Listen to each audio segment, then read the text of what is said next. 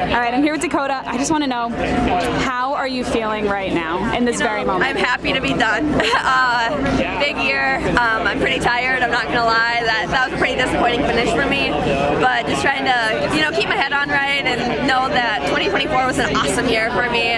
That's an understatement. To make an Olympic team, place 12th at the Olympics, I've got a lot to be proud of. So I've just got to shake this one off for sure. Yeah, and I feel like, when we spoke on Thursday, one of the main things that I know that obviously you wanted to do the best that you could, be top American, but you also realized too that when you had run it last year, you didn't finish the race, and your main goal was, I just want to make sure that I make it through the race, that I do what I can do with what I have. So do you make sure to hold on to that and realize that that's like an accomplishment? Yeah, right when I went past the medical tent that I dropped out at in 2022, I was like, you know what, I've already done better than 2022, so that feels like a win for sure.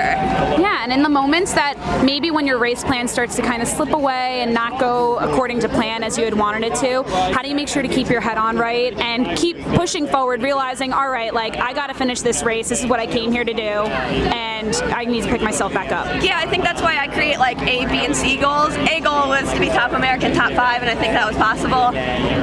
B goal was hopefully top 10, and then my C goal is always just finish with a smile. And so even when I had lost my A goal and my B goal was going out the window, my C goal is still out there, and I could always finish my C goal.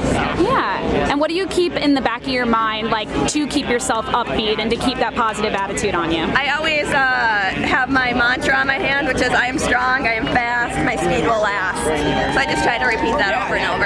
Yeah, and then also too, I feel like we talked about on Thursday too, you just got married last week. Yes. You've had a stellar year too. You had the Olympics, you had the Olympic trials, and then you had this race to cap off your season.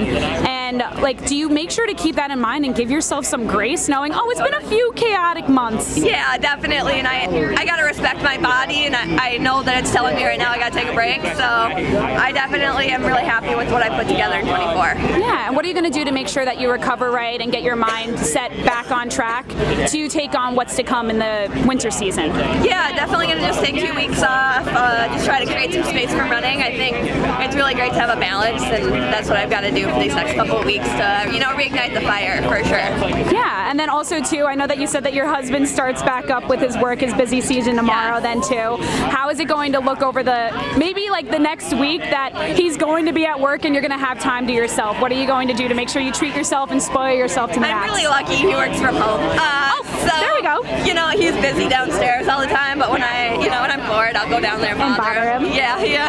Exactly. Well, I'm really, really happy to see you cross the finish line with a smile on your face. And then just know too that there's always next year. There's always the next race. Absolutely. And you're just going to only grow from here. Yes, and that's the thing, is even if I had been in the top 5, I probably would have wanted more. If I would have won, you're always going to want more. more. A faster time, so I always stay hungry.